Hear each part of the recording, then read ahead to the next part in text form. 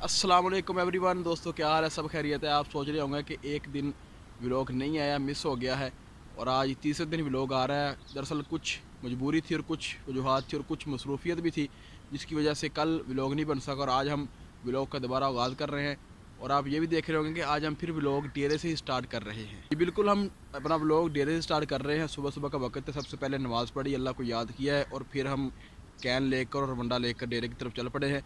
और अब हम फाइनली डेरे पे पहुंच चुके हैं और अभी जो हमारे बाबा जी हैं वो भैंस को जो है धो रहे हैं, यानी चुवाई कर रहे हैं और फिर हम उनसे भी मिलते हैं। सुबह सुबह का माहौल है, बड़ा ही जो है ना प्यारा माहौल बना हुआ है। चिड़ियाँ परिंदे जो हैं वो चहक रहे हैं और अभी सूरज नहीं निकला, देख सकते हैं आप। तो अभी बहुत प्यारा माहौल बना हुआ है और सब्ज़ा है। वैसे भी सब्ज़े की तरफ देखने से जो कहते हैं कि बिनाई ज़्यादा होती है और हाफजा जो है मजबूत होता है, बंदे की याददाश्त जो है वो मजबूत होती है। देखिए मेरे पीछे आपको परिंदों की आवाज़ आ रही है। तो सुबह सुबह का वक्त है, हर चीज़ अल्लाह को सुबह सुबह याद करती है, पुकारती है, उसकी तस्बीह बोलती है, उसकी पाकी बयान करती है, क्योंकि अल्लाह ने हर चीज़ को पैदा ही किया है अपनी इबादत के लिए।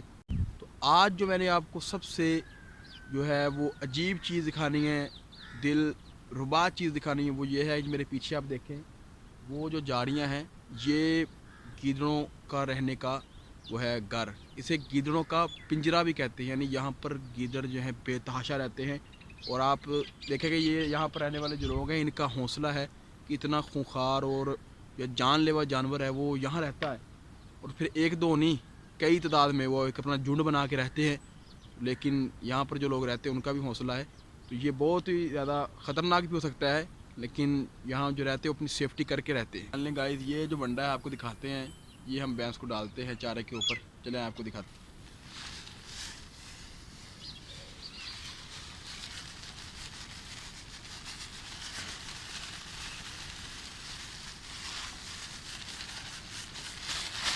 यानी ये इतनी मकदार में हमने डाला है वंडा और ये जो है वो कहते हैं कि दूध के लिए ये बहुत ही फ़ायदेमंद है और भैंस का जो गोश्त है उसके लिए भी ये वंडा जो है फ़ायदेमंद समझा जाता है। हमने वंडा जो है डाल दिया है, वो चारा जिसके ऊपर वंडा था वो भी डाल दिया है। भैंस खा रही है, आप देख सकते हैं। ये अब जिसे कहते हैं कि बड़े मज़े से खाना, ये वो चीज़ है जो भैंसे और दूसरे जानवर वगैरह माल मवेशी बहुत पसंद करते हैं। अभी ये थोड़ा सा बच गया है, ये हम डालते हैं अपने प्यारे कट्टू को। डाल दिया है अपने प्यारे कट्टू को, तो वो भी खा लेगा। तो यहाँ पर जो है जानवर जो है वो सुकून से बैठे हुए हैं, क्योंकि अब जो है सर्दी का ज़ोर जो है वो यहाँ पर कम हो गया है।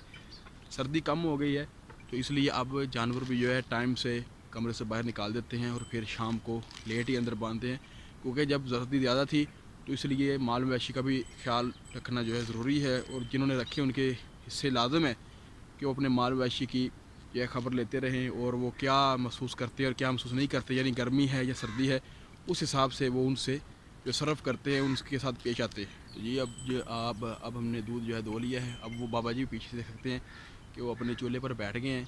अब वो आग जलाएंगे और फिर वो अपने लिए चाय बनाएंगे और फिर वो यहाँ पर कुछ पियेंगे, मज़े लेंगे।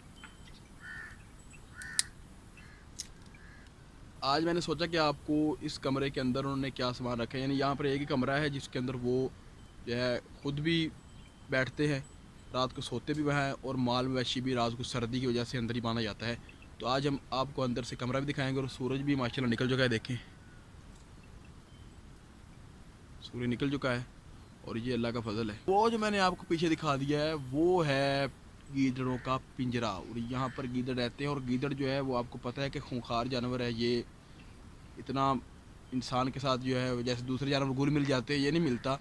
वो इंसान से जो डरता है, अगर डर ज़्यादा हो जाए तो फिर इंसान पर हमला कर देता है जिससे वो नुकसान पहुंचा सकता है। तो अब हम चलते हैं अंदर, इन्होंने क्या रखा है वो देखने के लिए। यानी ये देखिए आप, मैंने आपको पिछले ब्लॉग में भी ये बताया था कि यहाँ बिजली नहीं है तो इसलिए अंदर थोड़ा सा अंधेरा हो सकता है। तो ये है, ये पहले आप छत देखें, यानी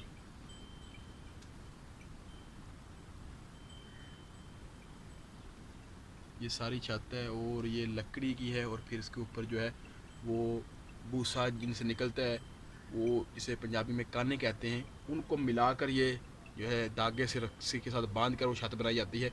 और यह सामान रखने के लिए जो है दीवार के अंदर ही है, छोटे छोटे और बड़े बड़े कील जो है लगाए हुए हैं, उनके ऊपर सामान लटकाए जाते हैं शापरों में डालकर, यानी फुल देसी और एडवेंचर माहौल है।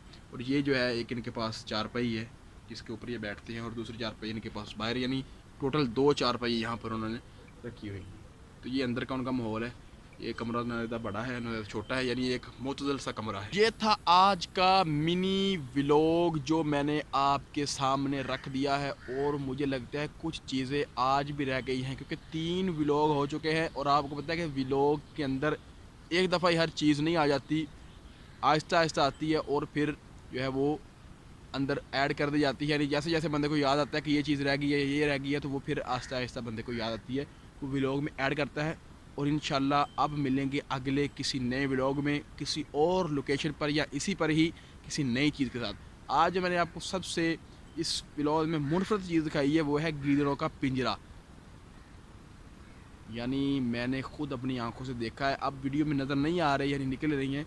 यहाँ पर ऐसे आम ही जो है वो चलते फिरते हैं, और यहाँ रहने वाले या आने जाने वाले लोग उनके साथ कैसे डील करते हैं ये उन्हें पता है, क्योंकि हम आते हैं और यहाँ से चले जाते हैं, 1 घंटे के लिए आते हैं और यहाँ से वापस अपने गांव चले जाते हैं, और फिर हम यहाँ नहीं रुकते।